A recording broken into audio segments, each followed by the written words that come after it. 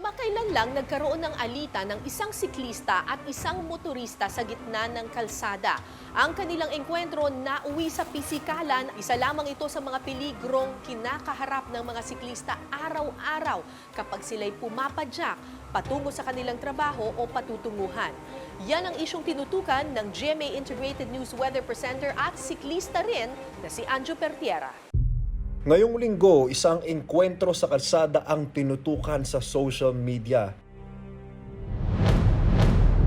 Ang nagpang-abot, isang siklista at isang motorista. Sa video, makikitang nasa pinakagilid na lane ang pulang kotse at may papalapit na siklista. Biglang umandar ang kotse at nasagi ng siklista ang pinto ng driver's seat. Lumabas naman ang driver ng sasakyan.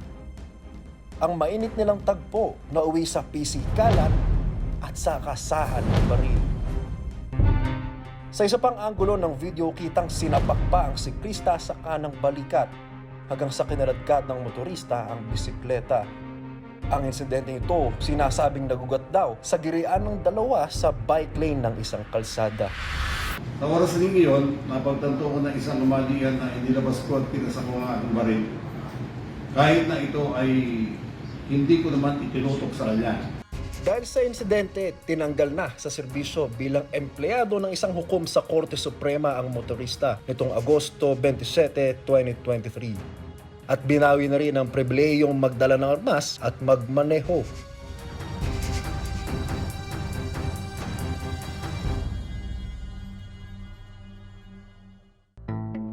Sa kasagsagan ng pandemya, dahil na rin sa limitado lang ang pampublikong transportasyon, pagbibisikleta ang naging isa sa mga alternatibong sasakyan ng ating mga kababayan. Kaya naman maraming local government units o LGU ang naglagay ng protected bike lanes sa kanilang lugar. Ang mga protected bike lane ang magtitiyak sa kaligtasan ng mga siklista. Hindi na nila kailangan makipagsabayan pa sa malalaking sasakyan sa gitna ng kalsada.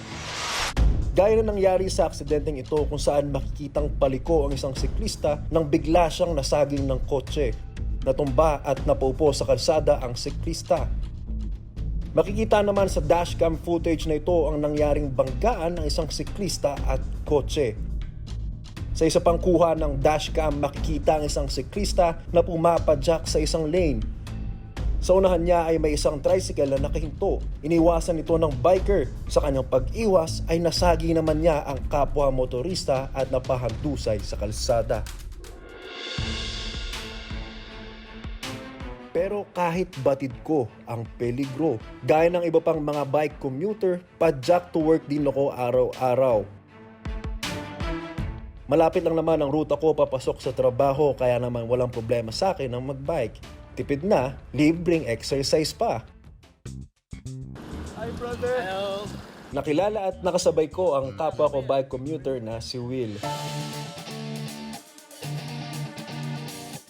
Ngayong araw mula Quezon City ay sasamahan ko siyang pumadyak papuntang San Juan.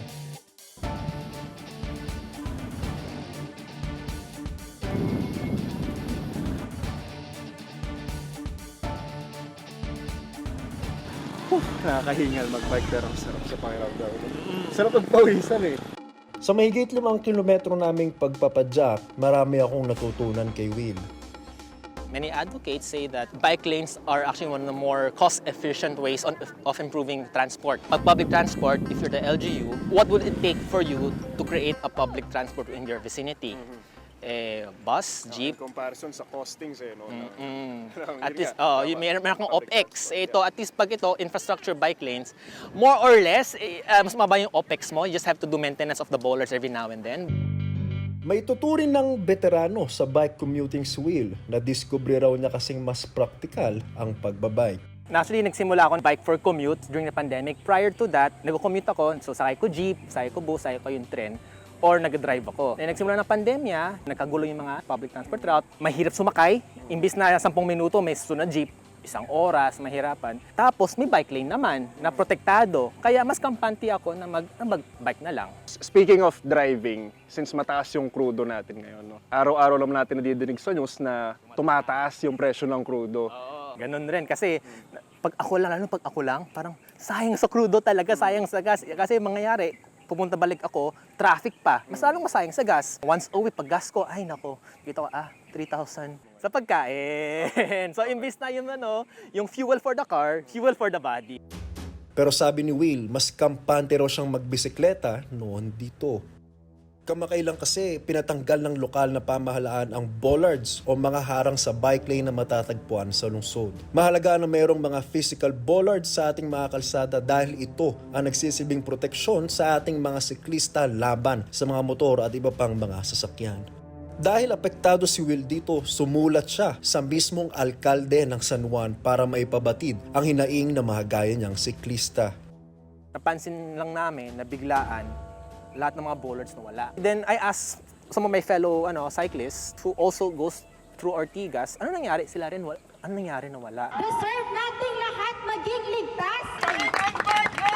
Itong Lunes, nagtipo ng bike enthusiast sa Pinaglabanan Shrine upang ipanawagan ang pagbabalik ng mga tinanggal na harang sa kalsada. Wala nang magbo-bike out. Sa Metro Manila, 2 weeks before the race, baka madisgrasya pa kayo. Importante yung safety ng mga tao. So, importante na magkaroon ng protected bike lanes for them. Sana po mapakinggan ni Mayor na hindi naman po kami sagabal. Depensa ng alkalde ng San Juan na si Francis Zamora, napapanahon na raw ngayong mas ma-maximize ang paggamit sa mga kalsada. We really had to make a decision. Mahirap po na decision sa totoo lang. Ngunit kinakailangan kasi natin balansehin ang magkakaibang sektor. Of course, iba po ang opinion ng mga nagbibisikleta, iba na naman po ang opinion ng mga motorista. So what we're trying to achieve is a balance. Na meron pa rin tayong bike lanes. Tandaan po, wala naman tayong tinanggal na bike lanes. Except that, wala lang pong physical bollards. Yung iilang kalye na meron dati. Mula nang inilunsad ang pagkakaroon ng bike lanes sa ating mga kalsada, mula sa 71 recorded accidents taong 2018, umakyat sa 191 ang recorded bike accidents itong 2022.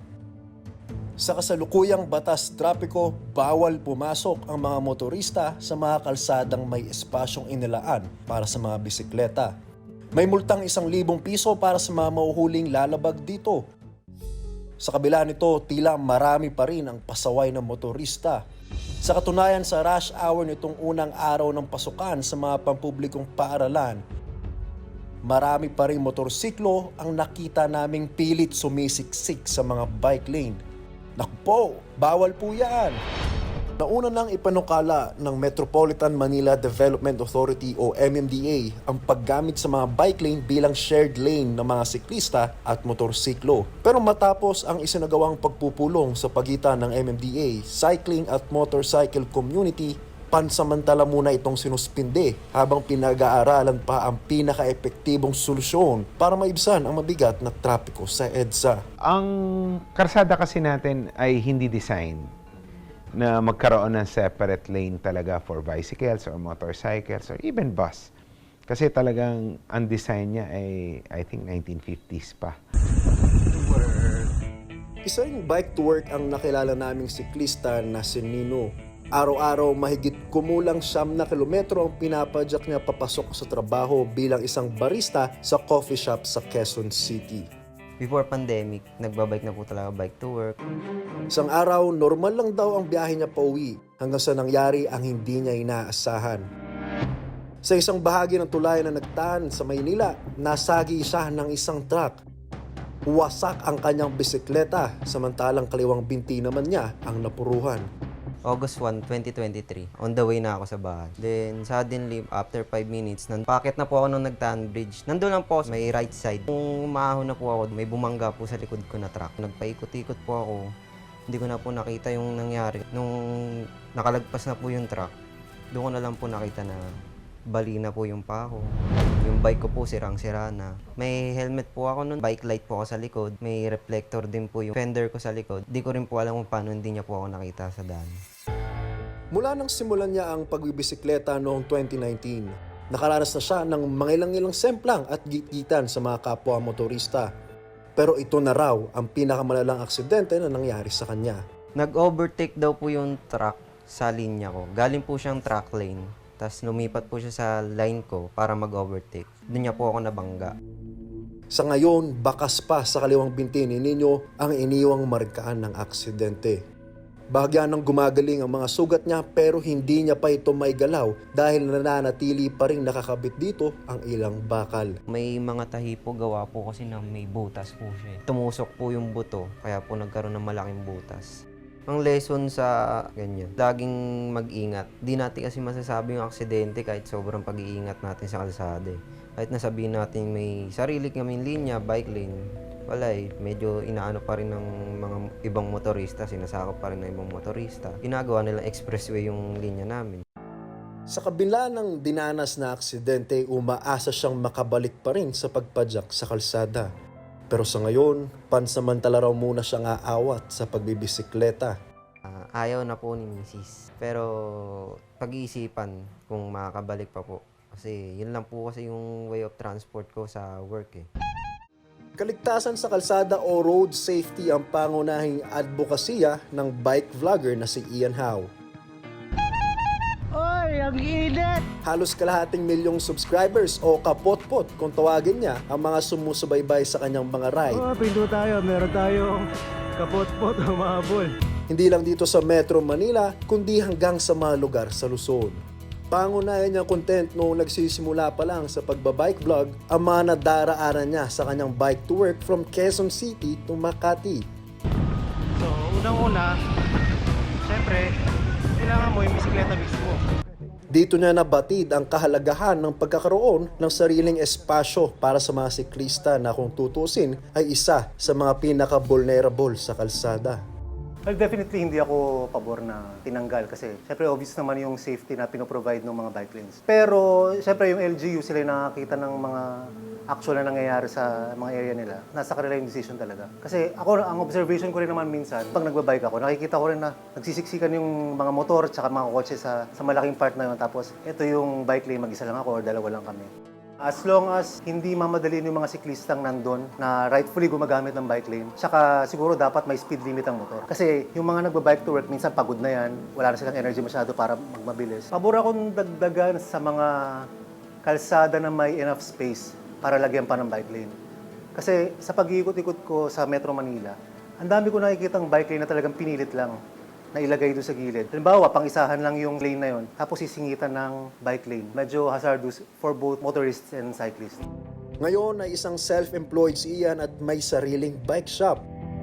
Sa lahat ng mga lugar sa Pilipinas na narating niya gamit ang kanyang bisikleta, aminado si Ian na dito sa Metro Manila ang pinakadelikado. Mensahe niya sa mga kapwa niyang siklistang sumusuong sa kalsada, pairalin ang lamig ng ulo, pati na ang iba yung pag-iingat. Presence of mind palagi pagdating sa kalsada. Minsan kahit wala ka nakikita ang kasalubong mo, hindi mo alam merong danger na manggagaling sa likod mo. Well, we have to study different options now that parang both groups agreed na hindi safe yung share. Titingnan namin kung ano yung pwedeng gawin kasi hindi naman kami pwedeng tumigil dahil sinabi ng parehong groups na hindi pwede, ay wala na kaming gagawin. Given nga na dumadami uli yung sasakyan as we normalize, pag hindi namin inayos, talagang bibigat at patuloy na bibigat yung daloy ng traffic. Ang bawat paglabas natin sa kalsada may kaakibat na responsibilidad. Para maging ligtas kapwa ang bikers at mga motorista, mas malinaw na programa at sistema ang dapat ipatupad.